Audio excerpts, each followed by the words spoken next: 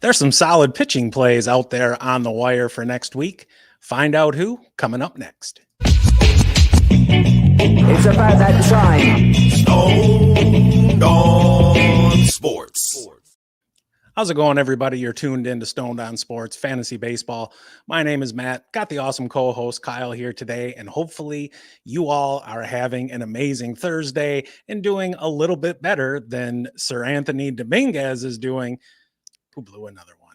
Yeah, and maybe we're just gonna have to take the L from that on Tuesday. It is what it is. You know, we knew the dude was volatile. Anyways, enough blabbing about that. Kyle, how the hell's it going, brother? Doing great. It's Thursday. It's 2-start pitchers. We got 7 2-starters for you and 1 streamer at the end to go over. I see Dubo's in the chat. Appreciate you stopping in. Let me know if anybody got any questions. Shoot them in the chat. We'll answer them as soon as we're done yapping. We're gonna get at it. First guy we got today is a Milwaukee Brewer, a rookie starter. He's been on an incredible run over his past 12 starts, and since June 1st, he has the best ERA in baseball among qualified pitchers. Matt, how is this? How is Tobias Myers under 60% owned still? I have no friggin' idea, to tell you the truth. Look, the dude has starts at home against San Francisco, and he's on the road against Cincinnati. And, look, that can be a tougher start. Both teams have been struggling in the runs department lately. Cincinnati has been showing some power. San Francisco, not so much. Both teams are striking out plenty. And this dude, despite that sparkling ERA, has just been the number 48 starting pitcher since June 7th. In that time, he's 5-3, got that 186 ERA. FIP is sitting at 342, and the XFIP is at 399. So there's a good bit of luck involved there. Sure. He's got a whip under 1, struck out 58, walked 15, given up 6 home runs in 72 2/3. Regardless of the luck factor, you can't argue with the result, and it's pretty damn good. On the year as a whole, he's 6-5 with a 281 ERA. The FIP and XFIP about a run higher, a 111 whip, struck out 85, walked 25, given up 13 home runs in 99 1/3. And unlike a lot of the other pitchers that we've talked about, especially the rookies that we've seen this year, I have no concerns about him having his workload managed. No. And look, though dude is not an elite strikeout pitcher, he can get them when he needs them. He's got a strikeout rate over 21%, and he's striking out almost 8 per 9. That's a little bit low, but still the 21% rate is hovering right around league average. But he's not getting them because of swing and miss.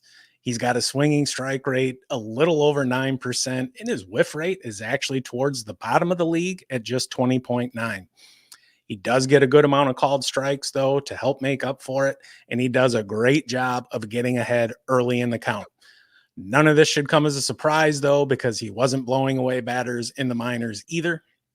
On the flip side of that, dude doesn't walk many. His rate is just over 6%, coming in around 2.25 per 9. He can fool batters too. His 29.2% chase rate has him solidly in the top half of the league.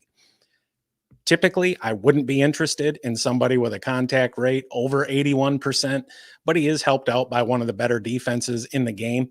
And he's a little bit better in the zone at 87 flat, but that's still high, especially with how aggressive hitters are with him. Quality of contact, all in all, it's not half bad. Exit velocity is high at 92.9. And the max EV is in the bottom 6% of the league at 115.9. Somebody smoked his ass. But the barrel rate is good at 7.3%, and his hard hit rate is solid at 39.3. He also induces his fair share of weak contact with a rate a little bit better than average. Dude is a fly ball pitcher that gives up a lot of line drives, and he gets pulled a fair bit. So it's no surprise that he's a little over 1 home run per 9 innings. Again, he's going to get plenty of run support with that at Milwaukee offense, who, they've been pretty damn solid all season long. And again, he's got that great defense behind him. I'm going to run his ass out there. Both of those starts, no concerns whatsoever. 1.86 ERA since June. Just amazing. Dude, that's just ridiculous. Yeah. After a 6-week run of looking good, Jameson Taillon has been touched up in 3 of his last 4. Can we trust him next week? Phew. I mean, just like I said, he was killer in June and through most of July, and then at the end of July came, and like you said, it hasn't been good. And he's also allowed 7 home runs in those 26 innings. He allowed a couple to our Tigers last night.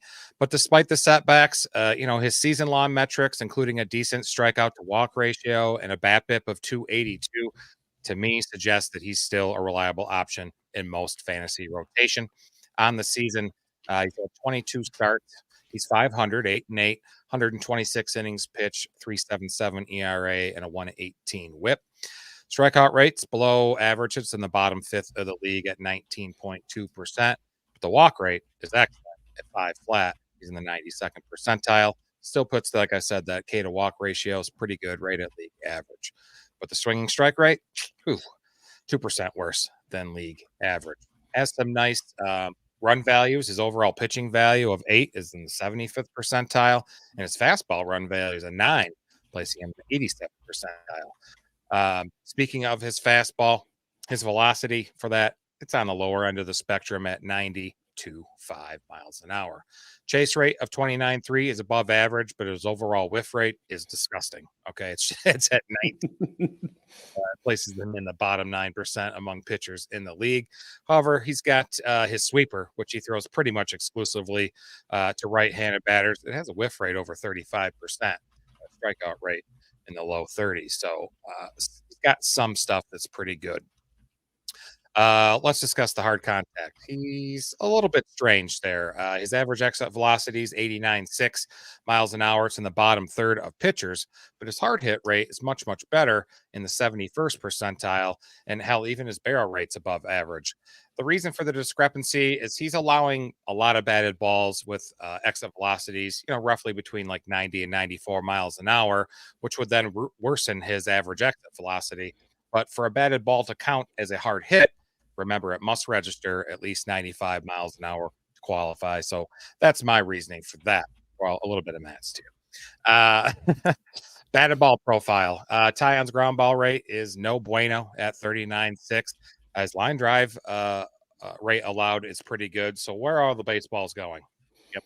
Fly balls out to the outfield, right?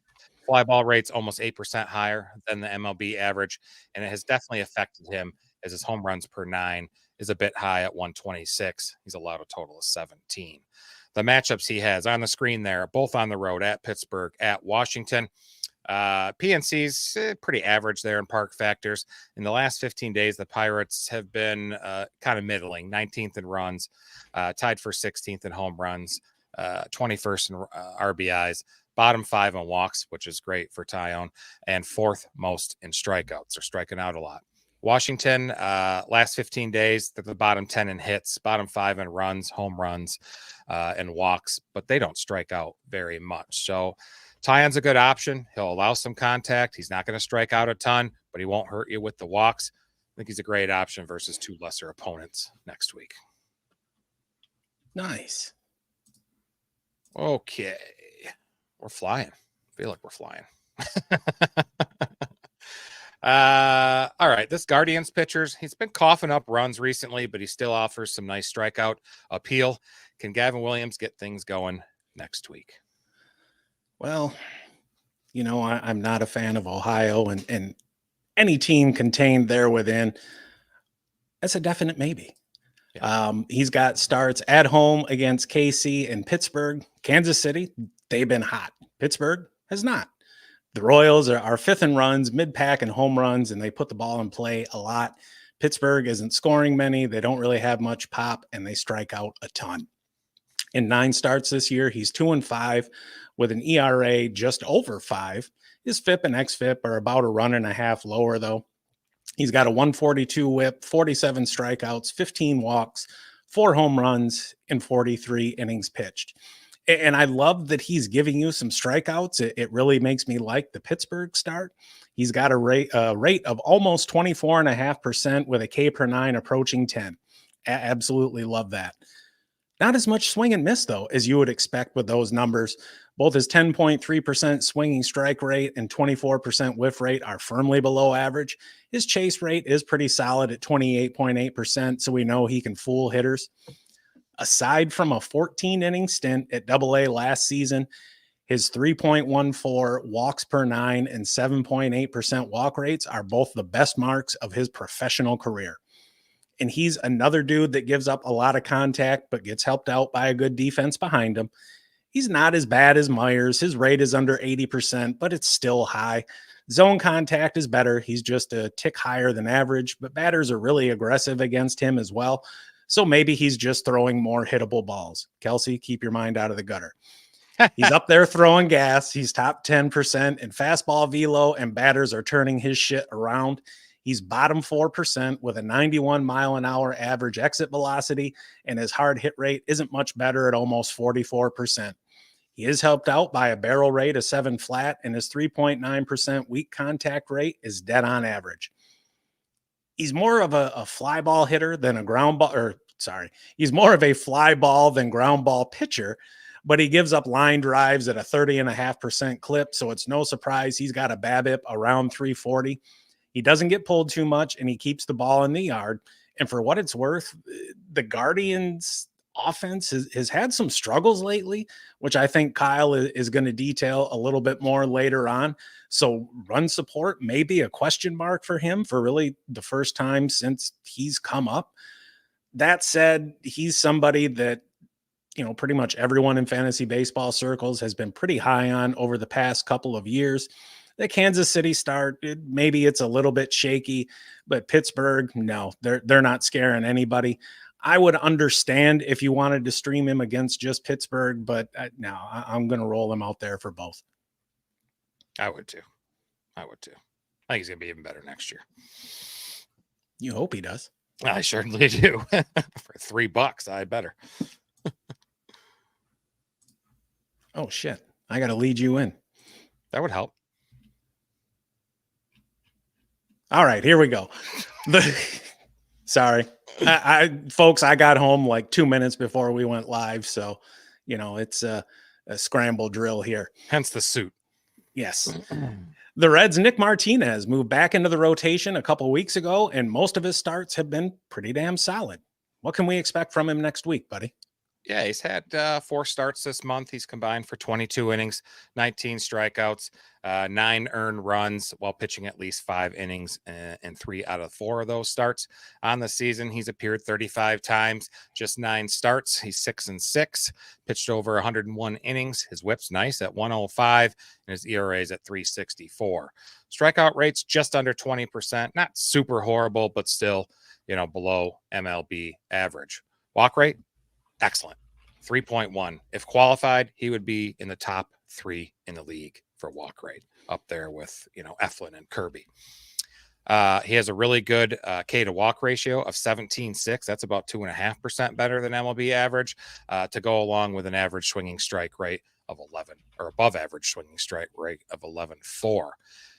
If you watch Tuesday's show, I talked about Osvaldo Bido and how he's the soft contact king. Well, Nick Martinez could give him a run for his money.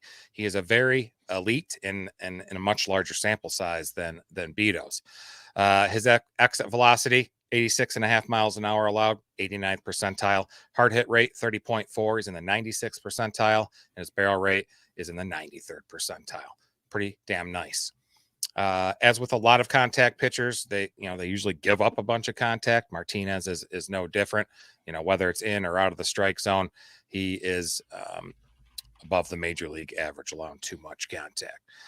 Just like Taillon, Martinez has a poopy ground ball rate, a nice line drive rate, but gives up too many fly balls. But unlike Taillon, it hasn't cost Nick Martinez in the home run department. His home runs per 9 is 0.74. He's allowed just 8 homers in those 101 innings. Pretty damn impressive. I do have a bit of concern with the 17-degree launch angle. That's, 5-6% higher than league average. But who cares, right? I mean, with all that soft contact and his infield fly ball rates 3% higher than the average in majors, I'll still roll him out there. I'm not too scared. All right, matchups, both at home. First one versus the Athletics. Do I need to say too much about that? They're the bottom 5 in most categories in the last 15 days that matter. They will draw a walk, and they haven't struck out that much, though. So a couple of good things about them. I won't completely shit on them. Brewers, last 15 days, they're 21 in hits, 7th in runs, 8th in RBIs. They have drawn some walks, but they have struck out a bunch. They're like 5th or 6th most strikeouts in the last couple weeks. So it's the end of the year, right? Reliable pitching is really impossible to find this time of year, but I think you could kind of strike gold with Nick Martinez. I know Matt picked him up in one of our leagues. His roster percentage currently 42%. He's really stayed under the radar, but likely not for long, right? So given his current production, there's a strong chance he's going to remain in that rotation going forward. I think he's worth a look in all standard leagues, and definitely worth a look for them 2 starts next week. All right. We've got a couple questions here in the chat. Sweet. First one, which Detroit Tigers are worth picking up right now? And Verlis, thank you for asking about our squad. Kerry Carpenter's is on its way. Yeah, Kerry Carpenter's the first one that comes to mind. Yeah, Carpenter. Colt Keith, if he's still available, has been solid pretty much since, we'll say early July. Yeah. He's cooled off a little bit, but he's still been good. If you're hurting for pitching, Montero has been pretty damn solid as well, but he's going to be matchup dependent. I'm not going to run him out there against some of the better offenses in the league. And if I can get a home start with him to take advantage of that home ballpark, I'm going to do so. And then we got, good question, where's it at? So we got 2K is asking Adolis Garcia or Alec Burleson. For me, it's going to be Adolis. Burleson has really cooled off here in August, and Adolis is actually batting over 300 this month, which surprised the hell out of me just because he's been garbage all season long. Burleson had his little run, and maybe he'll heat up some more. But if we're going off just recent performance, Adolis is the call for me. And 2K's back. So Kerry Carpenter or was it Jake McCarthy? Yeah, he's been on a tear. He's been really good too. He has. Carpenter, I can't remember if McCarthy platoons, but Carpenter will sit versus most lefties. Yeah, he is. Something like that. I think both of them are a good option. You're just going to want to pay attention to the upcoming schedule if you do decide to go with Carpenter. If Detroit has a week where they're facing, 5 right-handers, which is certainly not outside the realm of possibility, I think he would be the call for me. He was doing pretty damn well before he got hurt this season and missed an extended amount of time. And just overall, I think he's a pretty damn good player. So there's a rumor out there that you're not wearing pants. You want to address that?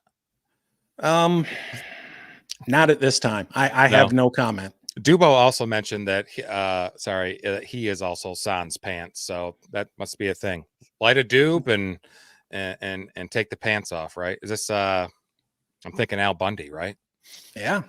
So you just kick back, slide the old hand into the pants, or lack of pants, or your boxers or something. But boxer briefs, homie. The boys need a home. That's right. And Kelsey's asking for a baseball movie recommendation for the weekend. So many good ones. Yes, there are. Bull Durham. Bull Durham is good. Bull Durham's my recommendation, only because Kelsey, I know you're a little bit younger, and that movie's been out for quite a while, and maybe you've not have seen it, but it's pretty damn good. Yeah, if you're looking for something a little more recent, I don't know. Nothing's really Moneyball. Oh God, I love that movie. And they have like the unnecessary, interaction with Billy Bean and his kid. I love the book. It's fantastic. And I'm not ragging on kids or anything. Just I was expecting like a completely nerdy experience, right? And I got a little bit of that. Yeah, Major League was a good one too, Dubo. I agree. Oh hell yeah, it is. One of my favorites. So, all right, let's see. Hold on, we got another question here. 2K coming back in. Max Muncy, Zach Neto, or Gavin Lux? I'm going to say Gavin Lux, dude, has just been on fire. Max Muncy is going to give you more power, but, he's also going to have an average right around the Mendoza line. Zach Neto he's all right, but that's a team headed nowhere that doesn't really score a whole hell of a lot. I think Gavin Lux is going to give you the best opportunity for production across the board. I agree. All right, next up, this 27-year-old knuckleballer has struggled of late. He's allowed at least one home run in 9 of his last 11 starts after surrendering just 6 in his first 14. Can Matt Waldron turn it around next week? Well, for the sake of our show and our credibility, I sure as shit hope so. Let me get his notes up here. He's got 2 road starts at St. Louis and at Tampa Bay. And if there's a couple teams to get right against, it's those 2. Tampa has really been struggling lately. They're tied for the second fewest runs scored, no power, quite a few strikeouts, and a team batting average of just 203 and a team OPS of 580 over the past couple of weeks. St. Louis is also tied for the second fewest runs scored. They got a little more pop than Tampa, but it's not a lot. And we've known all season they're a team that puts the ball in play. He's really had a rough go of it in 4 of his last 5. A couple of them were understandable, right? A game against the Dodgers and at Colorado. There ain't no way to explain away yesterday's start. He got his dick knocked in the dirt by the Twinkies, and kudos to them. On the year, he's 7-10 with a 4.29 ERA. His FIP and xFIP are around there as well. He's got a 119 WHIP, 127 strikeouts, 39 walks. Those 18 dongs dropped on him, and 138 1/3 innings pitched. For the second week in a row, we got some pitchers that can get you some strikeouts, though. His rate's sitting at 22 flat with a per 9 of 8 1/4. Not a lot of swing and miss with him, though. The swinging strike rate's at 9%. Whiff rate's in the bottom 20% at 21.4. He does get a lot of called strikes, though, so he does sport a solid 27.8% called plus swinging strike rate. He isn't really fooling many batters either. His chase rate is pretty rough at 24.5%. Walks, not an issue with him, though. His rate's below 7%, and he's given up about 2.5 per 9. We have yet another pitcher that allows a lot of contact, only this one doesn't have the benefit of a good defense behind him. And maybe that's partially driving some of the struggles he's seen lately. His contact rate is at 80%, and funnily enough, his zone contact rate is actually a tick below average at just 85.1. Quality of contact is damn good. He's got an EV under 88 miles an hour, a barrel rate of 6.5%, and a hard hit rate just over 34%. All those are in the top 25% of the league, and he's also coaxing a lot of weak contact. Dude is a fly ball pitcher, and he gets a lot of pop-ups. Over 10%, actually. He doesn't really get pulled much either. This isn't the first time I've talked about him this season, and each time I've mentioned that he's a volatile pitcher, and I'm going to say it again. There's a lot to like, but the blow-up potential is there. When you're a knuckleballer and that knuckleball isn't knuckling, it is a batting practice fastball. Yeah. And when that happens, your shit's getting taken yard meat. So proceed with caution, but I do think there is some pretty good upside there just because of who he's playing. Gotcha. Before we had Ohtani, this Royals pitcher, Michael Lorenzen, made a run as a two-way player. He's not going to win a Cy Young Award or an MVP, but he's allowed just 1 earned run in 2 of his last 3 starts. What's your confidence level in him next week? Ooh, it's toughy. I'll let you know in a second. He was with Texas, got traded to the Royals at the deadline. Last 3 starts with Kansas City, allowing 3 earned runs or less, and missing just 2 quality starts. He missed 2 by just 1 out. He went 4 2/3 or 5 2/3, I should say. On the season, 22 appearances, 21 of them starts. He's 6-6, 117 innings pitched. His ERA is 3.68, whips 128, and it's worth noting his FIP is about 1.5 runs worse than his ERA. Not good. Strikeout rate, it's below average at 17.7 and worse than his career rate of 19.3. Looking a little deeper, his first pitch strikes for him. He used to be pretty good at it. He's at his lowest rate this season since 2020 and 5% less than last season. Walk rate, Also not good. 11.3. It's below average, and in the bottom 14%. He's got a fastball velo of 93.7. That's a bit below average as well. Hard hit rate, it's below average, 39.8, but keeps most of that velocity in check with an EV of 88.3, putting him in the 66th percentile, and his barrel rate's below average too at 8.3. How is he at getting hitters to swing and miss? Not good at all, right? Whiff rates in the bottom quarter of pitchers in the league. Chase rates even worse in the bottom 10%. Some of his pitches drag those rates down, but his changeup, his curve, both have whiff rates about 35%. His ground ball rate, it was better earlier in the season. It's definitely gotten worse as the season has went by. It's just over 40%, but he's kept the line drives allowed at a decent level. Where he gets in trouble, which I think a lot of these pitchers we've talked about today, is his fly ball rate. He's allowed 17 homers on the year, and his home run per 9 at 130. That's too high. Contact allows above average contact in the zone, but that's kind of aligned with his career rates. But his chase contact, he allows way too much. He's almost 6% higher than the MLB average. And he's had some year-over-year improvements in his batting average allowed, his slugging, and expected slugging. The matchups on the screen, both on the road. First one's at the Guardians.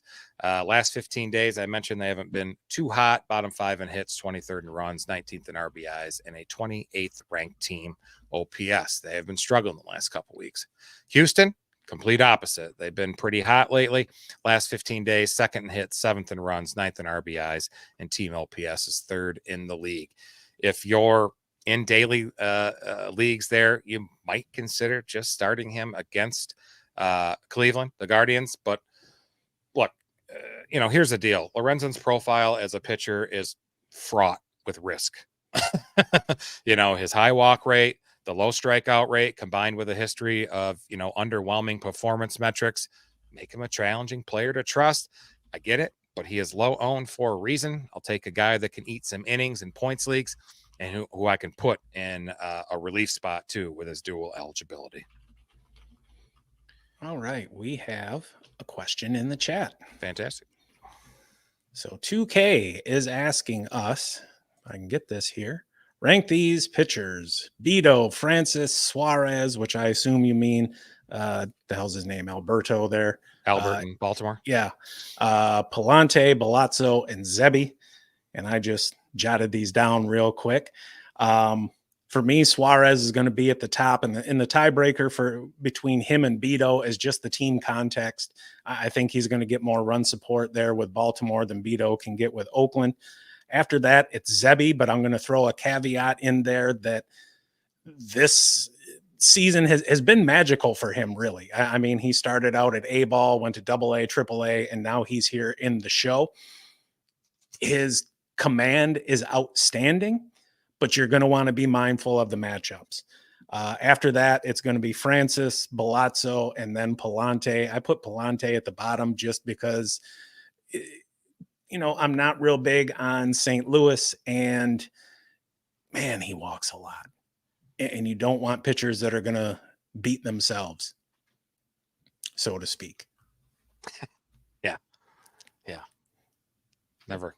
Yeah, I'm just going to leave that alone. Please do.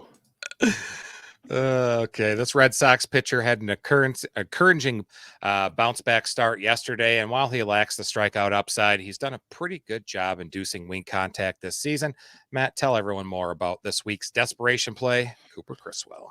Oh, desperation. This is the, 2 a.m. lights are coming on, and you don't want to go home alone type of desperation play. He's got a start at home against Toronto, and then he's in the D. Sorry, he's at Detroit, for those of you that may confuse that.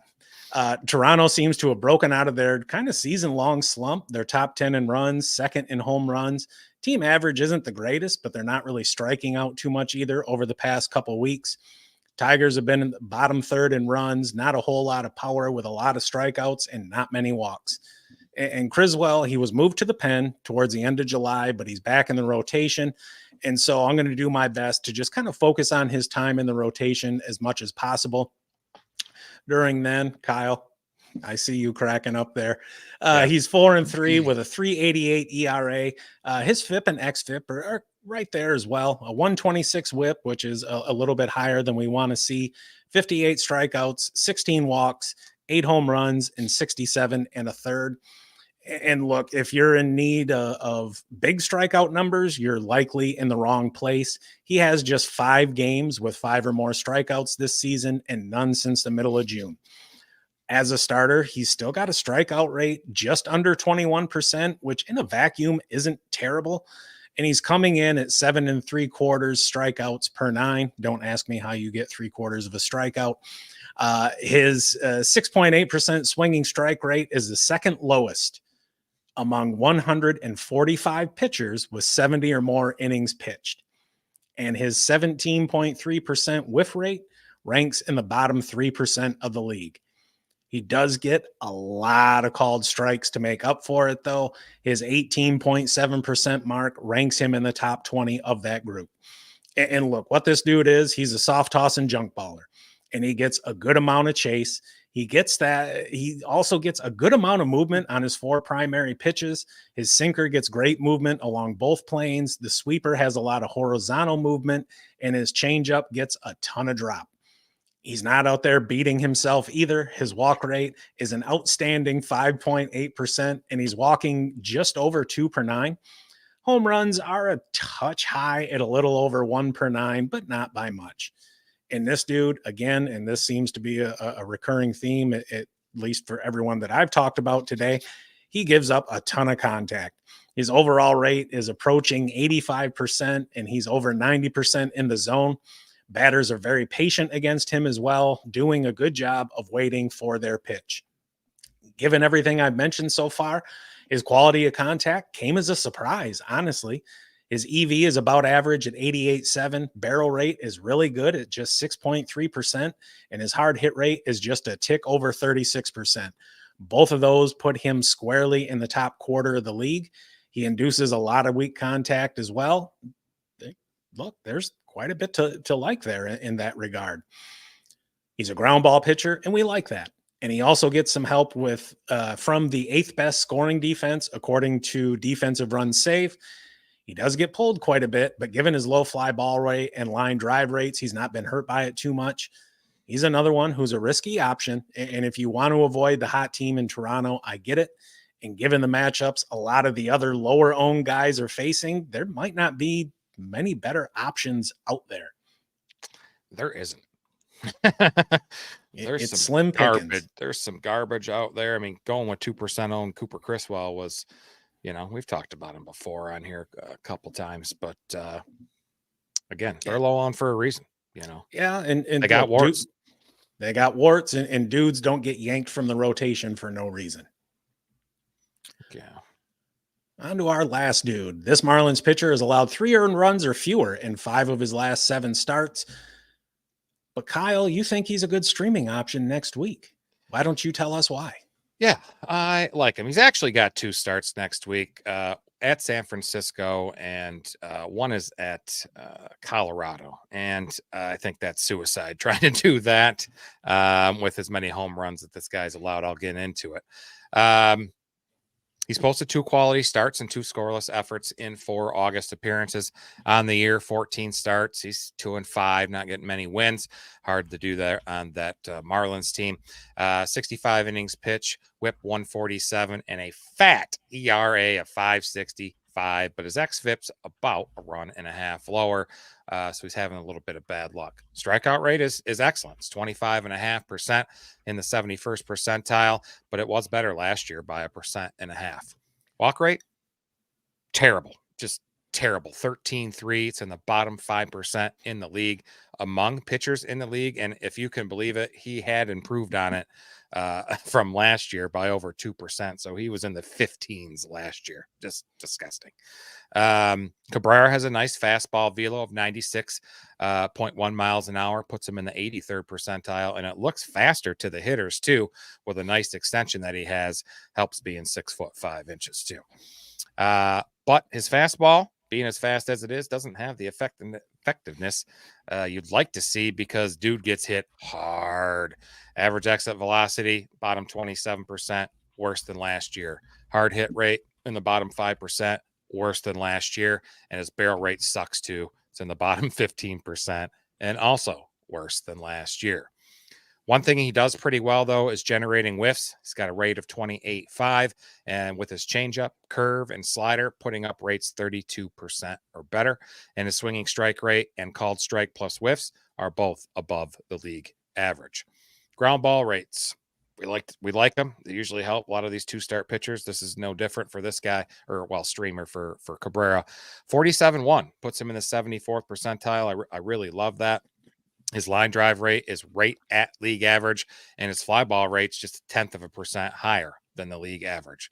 You're probably thinking, like I said, he's probably keeping the ball in the yard, right? You would be fucking wrong.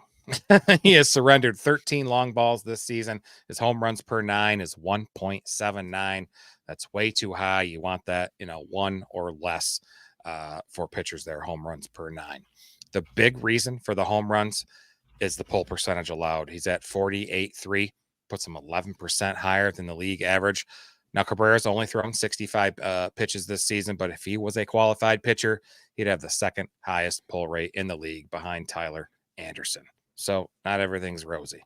So the matchup, stream at San Francisco on, I think, Saturday the 31st. I really like the ground ball rate there, or there as well. San Francisco's got the one of the worst ground ball rates as a team, so I like that matchup there. In the last 15 days, they haven't been too great. 20th in hits, 22nd runs and RBIs. They're bottom 5 in home runs, which Cabrera needs to face a team like that with his home runs per 9, and they have an OPS ranked 27th in the league the last 2 weeks. It's risky, but I'll take the awesome ground ball rate, the strikeout upside of 25.5%. He's a decent choice next week to stream against San Francisco Giants. Hell yes. Hell yes. Oop, my bad. Anything interesting in the chat? Martini time. See that. Oh, yes. Pull rate. Don't ask, don't tell.